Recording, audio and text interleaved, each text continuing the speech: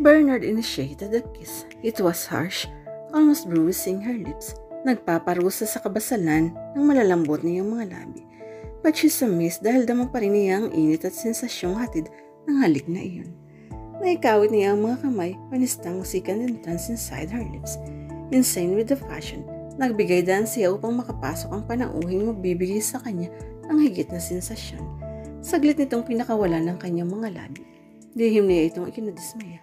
Ang mga mata ni Nuko ay may galit na mababakas ay nahalinha ng emosyong gustong ipagpala ang dalaga. Oh Amanda, I want to get mad at you, but the emotion I feel for you is so strong. Paanas na wika nito. Naghatid sa kanya ng kiliti ng hawiin nito ang buhok niyang tumatabi sa kanyang mukha.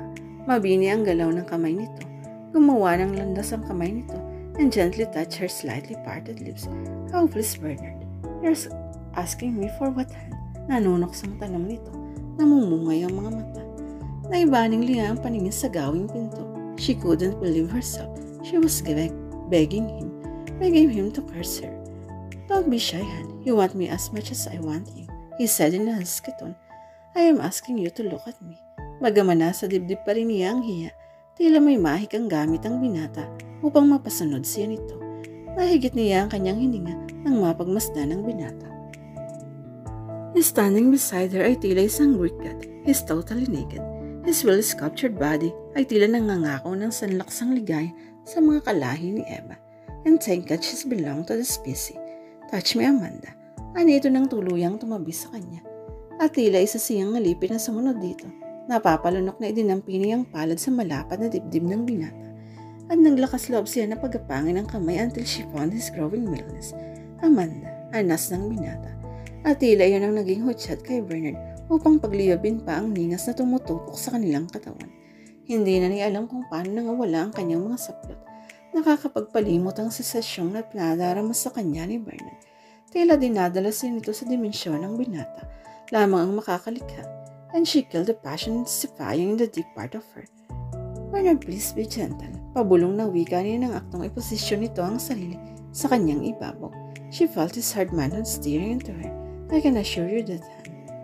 Then he entered it firstly, but gently. Sa una lamang ang kirot dahil agad yung nahalinhan ng walang kahalilip na ligaya. Nagising si Amanda dahil sa malalanghap niyang mabangong aroma ng anumang niluluto sa kusina. Akamang babalik pa siya sa kama nang maramdaman niyang pangingirot ng ibabang bahagi ng kanyang katawan. Automatikong bumaha sa kanyang isip ang nangyari kagabi. May sumilid na siya sa kanyang puso. Hindi niya yanda ang kirot ng tuluyang bumangon siya sa kama. Ilalapat na sana niya ang mga pasasahiga. When she became fully aware na totally naked siya, wala man ang binata sa kanyang tabi. Pinamulahan siya ng mukha. Naunang gumising sa kanya ang binata. Nangangahulugang nalantad kay Bernard ang kanyang kahugdan in broad daylight. Hinamig niya ang sarili matapos isuot ang dress na pambahay na lampas tuod ang aba. Sinuklay-suklay niya ang natural na maitim at lampas balikat na hubog. Napasulyap si Bernard sa kanya nang bumungad siya sa kusina. Good morning, Han. Masayang bati nito. Lihim siyang naamyos sa kasuotan ng binata. Nakasuot ito ng apron na tumatakip sa maskuladong pangangatawan nito. Sa ibang lalaki, nagmumukhang bakla kapag nagsuot ng apron, ngunit iba sa panig ng binata. Lalo itong naging sexy sa kanyang paningin. Nagulat na lamang siya ng sandaling iwan ito ang niluluto sa gas stove. Lumapit sa kanya at sinil siya ng halik sa mga labi. Namula siya sa inakto nito. I have a bad smell, right? Inunahan niya ito bago pa makita niya ang pangiwi ng mukha nito sa amoy ng kanyang bibig. You're wrong, Han. Mas magumbang pa sa niluluto ko ang mga labi mo. In fact, I want to devour you again. Minsan pa siyang pinamulahan. Napahalakak ang binata. Oh, my innocent Sari. Pwede bang iwasan mo ang pagbablush? Lalo lamang akong natutok sa sayo. Sige ka, muli tayong pupulutin sa kama kapag lagi kang umaaktong nahihiya sa harapan ko. Sukat sa sinabi ng binata, nagangat siya ng mukha. She composed herself, but paano gusto niya ang ideyang muli silang magkukulong sa kwarto and share again the burning passion, ngunit kailangang rindahan niya ang sarili. Let's eat our breakfast, Han. Untang nito. Nahulog siya sa hapag na nahulog sa malalim na pag-iisip. Umiisip ng tamang sasabihin sa binata upang mapaalis na ito sa kanyang bahay. Kapag nanatili pa ng ilang oras sa bahay, mawawala ng saysay ang ipinangako niya sa sarili. Ngunit tila gustong magbaguhin ng binata ang kanyang pasya dahil panay ang pagsisilbi nito sa kanya. At di niya may tatanggi na ninahan siyang kumain sa kabila ng mga negatibong bagay na bumabalisa sa kanyang isip. His sweet gesture swept all her worries in mind. Ngunit nang matapos silang kumain at simulang iligpit, si Bernard na ng mga pinggan sa mesa. Noon umandar ang kanyang isip. Ipaubaya mo na sa akin ang paglilinis ng pinggan. Wika niya na inagaw rito ang isang pinggan na isasalansan sa iba pang pinggan. Ngitian siya ng binata. Inalis nito ang kamay niyang nakahawak sa isang plato. I'm your slave, Han. Just relax or bother yet. Panoorin mo ang future husband mo, obliging himself to do the house chores. Napatingin siya sa binata. Future husband? Inulit niya ang katagang iyon sa kanyang isip. Don't say that term. Saway niya. What term? He asked teasingly. Oh, Bernard, don't make it hard for me. Wika na controlling himself and grown. Naglaho ang masayang anyo ng binata. Napatitig ito sa kanya. Anong bagay ang pinapahirap ko? The situation between us, alam mong wala nang kinabukasan ng relasyon natin. Walang kinabukasan. Hindi pa ba sapat na pinagsaluhan natin kagabi to say we have a nice future ahead of us? Taimbagang nasabi ng binata. She controlled the tears na gustong mamukal sa mga mata niya. She succeeded nang mag-angat siya ng tingin and fought her intent gaze buried on her. It didn't change the fact na ikakasal ka na.